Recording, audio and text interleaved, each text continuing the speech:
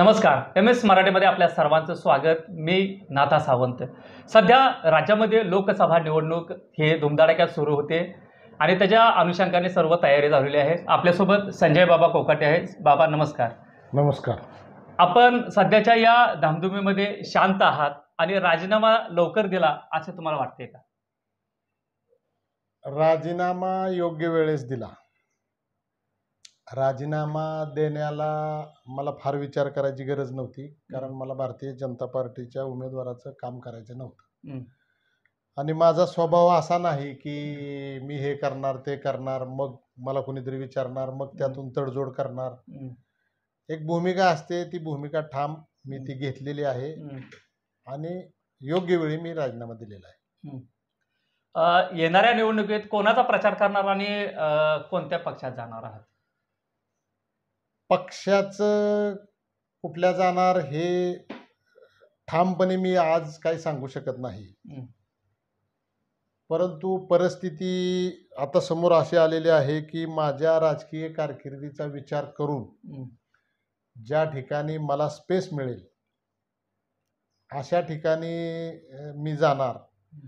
आणि समोर कसे उमेदवार येत आहेत, काय होत आहेत, ही जागा महाविकास आघाडीकडे आहे. राष्ट्रीय समाज पक्ष तर आता इथून गेला. महाविकास आघाडीचे कोण उमेदवार होते त्या उमेदवारांशी चर्चा करून आपल्याला जर पुढं स्पेस असेल तर त्या ठिकाणी आपण त्या उमेदवाराचा प्रचार करणार. मी भारतीय जनता पार्टीला विरोध करतोय म्हणजे मोकळ्यात मी कोणाच्या तरी पाठीमागे जाणार असंही घडणार नाही. आणि मी राजीनामा देताना सांगितलंय की माझ्याकडे जे काही कार्यकर्ते असतील, कार्यकर्ते कमीच आहेत, मला जनता जास्त आहे माझ्याकडे, त्यांच्याशी निरंतर माझी चर्चा सुरू आहे की आपण काय केलं पाहिजे. बऱ्याचशा लोकांचं मत आहे की बाबा जे आपल्याला विधानसभेला सहकार्य करतील त्यांच्याबरोबर तुम्ही जावा आणि बघू उद्या कोण उमेदवार होते, काय होते, त्या दृष्टीनं आपण विचार करूया. पुढचा प्रश्न तुमच्यासाठी असा असणार आहे, सध्याच्या राजकारणाबद्दल आपले मत काय असणार आहे? सध्याच्या राजकारणामध्ये TV लावल्यानंतर समोर काय येईल हे काय सांगता येत नाही. एक तर काय झालंय की राजकारणामध्ये प्रचंड प्रमाणामध्ये भ्रष्टाचार आल्यामुळं प्रत्येक पुढारी हा कुठं ना कुठं अडकलेला आहे. आता मगा तुम्ही विचारलं की तुम्ही तडकाफडकी राजीनामा कसा दिला. मी गेली 25-30 वर्षे राजकारणामध्ये सक्रिय आहे. मी जाहीर आव्हान करतो, मी सांगतोय, म्हणजे जर त्याला छेद द्यायचा असेल तर कुणी त्याला उत्तर द्यावं. मी कुणाचाही लाभार्थी नाही, मी कुणाचीही दलाली केलेली नाही, मी कुणाच्याही मिंद्यामध्ये नाही, म्हणून मी एका मिनिटामध्ये निर्णय घेऊ शकतो. पण आता राजकारण असं दिसतंय कुठं तर काय केलेलं असलं त्याला कधी नोटीस येईल आणि त्याला कधी युटर्न घ्यावा लागेल हे सांगता येत नाही. त्यामुळे राजकारणामध्ये किलोमीटरचे पुढारी, कारखानदार, शिक्षण महर्षी या सगळ्यांना कधी युटर्न घ्यावा लागेल हे सांगता येत नाही. परंतु माझ्यासारख्याला आजचं राजकारण खूप चांगलं आहे. थोडी माझी लोकांना पण विनंती आहे, तुम्ही बघा प्रत्येक मतदारसंघामध्ये एक 50-100 कार्यकर्त्यांची टोळी असते. ते समाजामध्ये परिवर्तन करणारा उमेदवार बघत नाहीत, त्यांना पैसे खर्च करणारा उमेदवार पाहिजे असतो. बरोबर. मग त्यानं भले उद्या लोकसभेचा खासदार त्यानं वेळ दिला तरी नाही दिला तरी त्यांना काय फरक पडत नाही.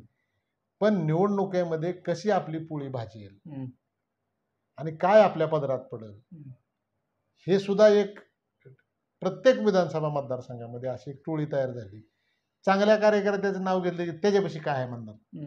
पण जोपर्यंत जनता सुद्धा निवडणुकीमध्ये चांगल्या माणसाची निवड करत नाही तोपर्यंत पुढाऱ्यांनी चांगलं वागावं ही अपेक्षा जनतेनं करणं सुद्धा चुकीचं आहे. त्यामुळे राजकारण हे अत्यंत अस्थिर आहे.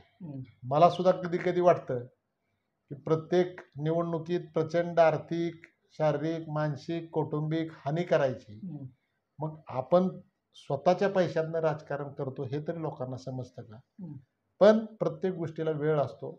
आज पंजाबमध्ये आपण बघितलं की सामान्यातले सामान्य कार्यकर्ते निवडून आले. पंजाब सुद्धा आपल्या भारत देशामध्येच आहे. त्यामुळे महाराष्ट्रामध्ये सुद्धा एक दिवस असा येईल की पैसेवाल्यामुळं कारखानदारामुळंच निवडून येतील असं नाही, तर बदल मला अपेक्षित आहे. तुम्ही आगामी विधानसभा लढवणार आहात का? हे बघा, 2019ला मी विधानसभा निवडणूक लढली, मला 75,000च्या आसपास मतं पडली. हं. त्यानंतर सुद्धा सातत्यानं मी 2024ला लढायचं या दृष्टीनं माझी वाटचाल सुरू आहे. हं. बबनराव शिंदेंचा आमदारकीला पराभव झाल्याशिवाय हं. या तालुक्यामध्ये ज्या काही वाईट गोष्टी चाललेल्या आहेत, मग त्या रस्त्याच्या कामामध्ये ज्या अनियमितता असेल, प्रचंड अधिकाऱ्यांचा भ्रष्टाचार असेल, कारण कुठेही तक्रार करा, आमदारकीचं कवच त्यांना असल्यामुळं हं. हे बदल होत नाहीत आणि ते होण्यासाठी त्यांची आमदारकी जाणं गरजेचं आहे. आणि त्या अनुषंगानं मी हा प्रयत्न करत असतो. विधानसभा निवडणुकीमध्ये बबनराव शिंदेंचा पराभव हे माझं प्रथम टार्गेट आहे आणि मीच त्यांचा पराभव करावा हे माझं द्वितीय टार्गेट आहे.